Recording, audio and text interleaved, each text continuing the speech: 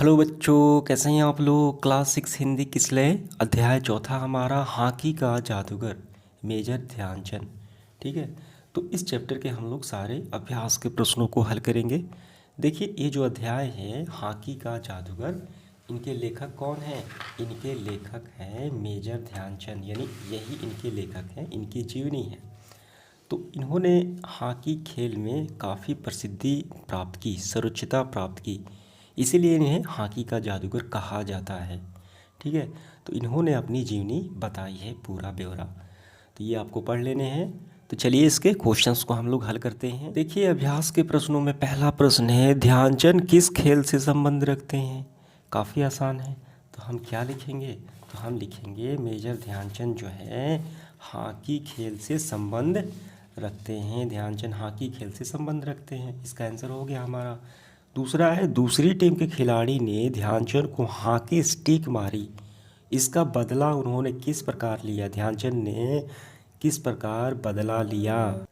तो पहले यहाँ पे आप नज़र डालिए, सन 1933 की बात है, जब मेजर ध्यानचंद खेल रहे थे। तो खेल के मैदान में तो एक खिलाड़ी जो है उनसे क्या किया, तो एक खिलाड़ी जो है उनसे गेंद छीनने की कोशिश करता, लेकिन हर बार नाकामयाब हो जाता, कोशिश बेकार चली जाती। तो गुस्से में आकर उनके सिर पर, ध्यानचंद के सिर पर हॉकी स्टिक दे मारी। तो उन्होंने क्या किया, उन्होंने कहा कि पीठ थपथपाते हुए ने कहा कि तुम चिंता मत करो, इसका बदला मैं ज़रूर लूँगा। और इसके बदले में उन्होंने एक ही पल में 6 गोल दाग दिए। ठीक है, और उन्होंने कहा कि ऐसा खेल के मैदान में इतना गुस्सा अच्छा नहीं होता, और मेरा बदला पूरा हो गया। तो उसके बदले में क्या किया, 6 गोल दाग दिए। समझ में आ गया। तो इसका आंसर हम काफ़ी अच्छे से ऐसे लिखेंगे, विपक्षी टीम के खिलाड़ी ध्यानचंद से गेंद छीनने की कोशिश करते, लेकिन हर बार कोशिश बेकार हो जाती। अतः गुस्से में आकर एक खिलाड़ी ने ध्यानचंद के सिर पर हॉकी दे मारी। तो फिर आपको थोड़े यहाँ से आपको लिखना है, तो उस खिलाड़ी के पीठ पर हाथ रखकर कहा, तुम चिंता मत करो, इसका बदला मैं ज़रूर लूँगा। और एक ही झटके में उन्होंने 6 गोल दाग दिए, और कहा कि इतना गुस्सा अच्छा, और कहा कि इतना गुस्सा अच्छा नहीं होता खेल के मैदान में, और मेरा बदला पूरा हो गया। तो यही बात आपको लिख लेनी है। समझ में आ गया कैसे लिखना है। तो चलिए इसके अगले क्वेश्चंस की तरफ हम लोग बढ़ते हैं। अगला प्रश्न देखिए क्या है, ध्यानचंद ने अपनी सफलता का राज क्या बताया है। इसका आंसर हम लिखेंगे, देखिए ऐसे, ध्यानचंद ने लगन, साधना और खेल की भावना ही सफलता का सबसे बड़े मंत्र है, यानी ये राज बताया है। ठीक है, तो ये पूरे आपको लिख लेने हैं। अगला सवाल देखिए चौथा, दोस्त खेल में इतना गुस्सा अच्छा नहीं, ऐसा ध्यानचंद ने क्यों कहा। देखिए, विपक्षी टीम के खिलाड़ी ध्यानचंद से गेंद छीनने की कोशिश करते, लेकिन हर बार क्या होते हैं, कोशिश बेकार चली जाती। तो गुस्से में आकर सिर पर मार दिया। तो उन्होंने क्या किया, चिंता मत करो, मैं बदला लूँगा। और इसके बदले में 6 गोल दाग दिए, और ये बातें कही कि दोस्त खेल के मैदान में इतना गुस्सा अच्छा नहीं होता, यानी उसको शर्मिंदा करने के लिए। समझ में आ गया। तो इसका आंसर हमारा इस तरीके से होगा, जब विपक्षी टीम के खिलाड़ी ने ध्यानचंद पर सिर्फ हॉकी मारी, तब ध्यानचंद ने उसे ये बातें कही। ठीक है, हमें यही बताना है कि कब कही। ठीक है, तो यही आपको लिख लेने हैं। अगला सवाल देखिए पांचवा, ध्यानचंद को यानी मेजर ध्यानचंद को कब से हॉकी का जादूगर कहा जाने लगा। तो इसका आंसर देखिए हम यहाँ से करेंगे, बर्लिन ओलंपिक में लोग मेरे हॉकी खेलने के ढंग से इतने प्रभावित हुए कि उन्होंने मुझे हॉकी का जादूगर कहना शुरू कर दिया। कब से, बर्लिन ओलंपिक के खेल के दौरान से ही। ये पूरे लाइन आपको यहाँ तक कर लेने हैं। तो इसके बाद देखिए पाठ से आगे पहला सवाल है, अगर ध्यानचंद हॉकी नहीं खेलते तो क्या कर रहे होते। 16 साल की उम्र में फर्स्ट ब्राह्मण रेजिमेंट में एक साधारण सिपाही में भर्ती हो गए, और वहीं से वहाँ पे हॉकी खेलने लगे। तो क्या होते, अगर हॉकी नहीं खेलते तो साधारण सिपाही हो। आंसर हम ऐसे लिखेंगे, अगर ध्यानचंद हॉकी नहीं खेलते तो फर्स्ट ब्राह्मण रेजिमेंट में एक साधारण सिपाही के रूप में सेवा दे रहे होते। देखिए दूसरा सवाल क्या है, ध्यानचंद की जगह अगर आप होते तो अपना बदला कैसे ले। देखिए ये आपको खुद से करना है। ध्यानचंद ने अपना साहस का परिचय दिया, ठीक है, धैर्य का परिचय दिया, वहाँ पे खेल भावना का सम्मान किया, इसलिए वो लड़ाई झगड़ा नहीं किया। तो इसका आंसर आप यानी साधारण कोई व्यक्ति होता तो यही करता। ध्यानचंद की जगह अगर मैं होता तो हो सकता था झगड़े का निपटारा खेल के मैदान में ही हो जाता, अर्थात आवेश में आकर खेल युद्ध में बदल जाता, हो सकता था। ठीक है, तो ये बातें आपको लिख लेनी है। अगला सवाल देखिए क्या है, खेलते समय नोक झोंक क्यों हो जाते हैं। देखिए खेलते समय अक्सर नोक झोंक क्यों हो जाते हैं, अगर खेल के नियम का उल्लंघन हो तभी तो हो जाते हैं। तो इसका आंसर, खेलते समय विपक्षी टीम विजेता बनने के लिए कई बार खेल नियमों का पालन नहीं करते, जो झगड़े का कारण बनता है, नोकझोंक बनता है। समझ में आ गया, तो ये इसका आंसर हो गया हमारा। अगला सवाल देखिए चौथा क्या है, विजेता बनने के लिए मनुष्य में क्या क्या गुण होने चाहिए। तो मेजर ध्यानचंद ने क्या बताया है, तो हम लिखेंगे विजेता बनने के लिए व्यक्ति में लगन, साधना, साहस, अगर खेल है तो खेल की भावना के गुण होने चाहिए। समझ में आ गया, तो ये आपका आंसर पूरा हुआ ये पाठ से आगे। अब हम व्याकरण खंड में बढ़ते हैं, देखिए क्या है। तो यहाँ पे देखिए पूरी परिभाषा दी गई है, हमें ध्यान से पढ़ना है। ठीक है, संज्ञा और सर्वनाम की, संज्ञा के बदले में आता है वो सर्वनाम हो गया।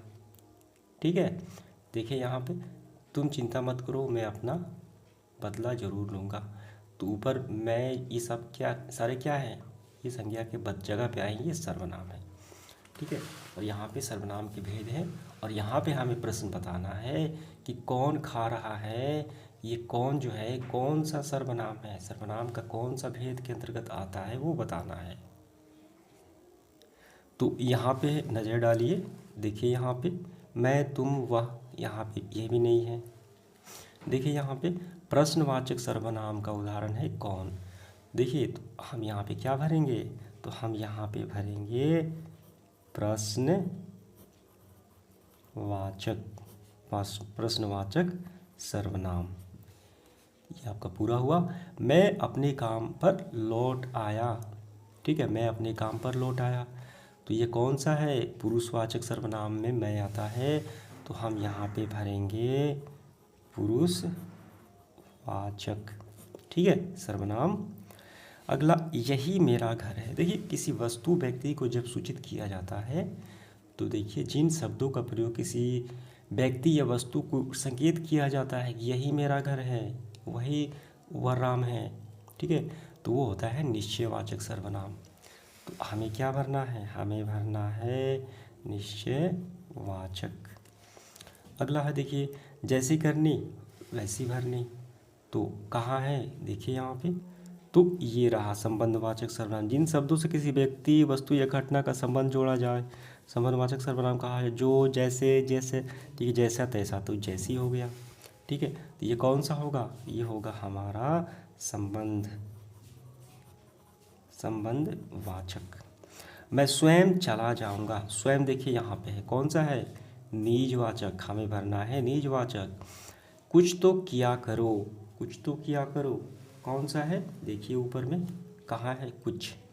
तो ये अनिश्चयवाचक है, जिन शब्दों का प्रयोग से किसी निश्चित व्यक्ति या वस्तु का बोध नहीं होता, क्योंकि यहाँ पे कहा गया है कुछ तो किया करो, तो कुछ हो गया, तो हमें भरना है ये अनिश्चयवाचक सर्वनाम, अनिश्चयवाचक सर्वनाम। तो उम्मीद करता हूँ समझ में आ गए होंगे।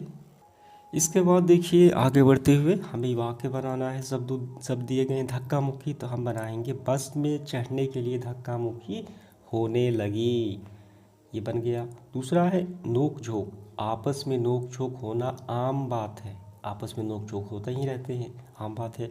बार बार, मोहन परीक्षा में बार बार फेल हो जाता है क्योंकि वो तैयारी नहीं करता। जैसे जैसे वैसे वैसे, देखिए हम दोनों को बना देंगे, यानी यही वाक्य हम दोनों में ले लेंगे। सूर्य जैसे जैसे उगता है अंधेरा वैसे वैसे ख़त्म हो जाता है, और वैसे वैसे का भी हम इसी में ले लेंगे क्योंकि वैसे वैसे शामिल है इसमें। सूर्य जैसे जैसे उगता है तो अंधेरा वैसे वैसे ख़त्म हो जाता है। समझ में आ गया, तो ये आपका पूरा हुआ। अब इसके बाद देखिए हमें यहाँ पे क्रिया का चुनाव करना है, क्रिया चुनना है, काम इसमें कौन सा हो रहा है, वर्ब। तो खेल में ये सब चलता है, देखिए क्या है, क्रिया है, सब चलता है। मैं पंजाब रेजिमेंट की ओर खेला करता था, तो खेलना क्या है, ये क्रिया है, तो ये हो गया।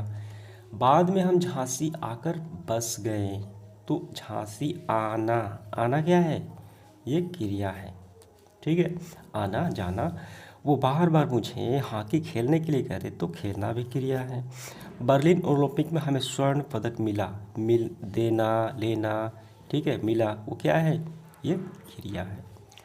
समझ में आ गया। अब इसके बाद देखिए इस वाक्य को सजा कर लिखना है। ये जैसे तैसे यहाँ पे दिए गए हैं तो इसको सजा कर हमें लिखना है। नौसखिया मतलब क्या होता है, नया सा, ठीक है, नया नया। नौसखिया उस समय एक, तो इसको हम बनाएंगे उस समय में एक नौसखिया खिलाड़ी था, ठीक है। तो ये आपका पूरा हुआ। देखिए मैं उस समय नौसखिया खिलाड़ी था। अब इसके बाद आता खेल, इसका हम क्या बनाएंगे, आएंगे मेरे खेल में निखार आता गया, इस दूसरे को। तीसरा शर्मिंदा, देखिए क्या है, इसको हम बनाएंगे ऐसे, देखिए सचमुच वह खिलाड़ी बड़ा शर्मिंदा हुआ, सचमुच वह खिलाड़ी बड़ा शर्मिंदा हुआ। अगला हम बनाएंगे मुझे मैदान से बाहर ले जाया गया, ठीक है, मुझे मैदान से बाहर ले जाया गया। तो ये आपका सेशन पूरा हुआ। उम्मीद करता हूँ सभी सवाल आपको काफ़ी अच्छे से समझ में आ गए होंगे। धन्यवाद।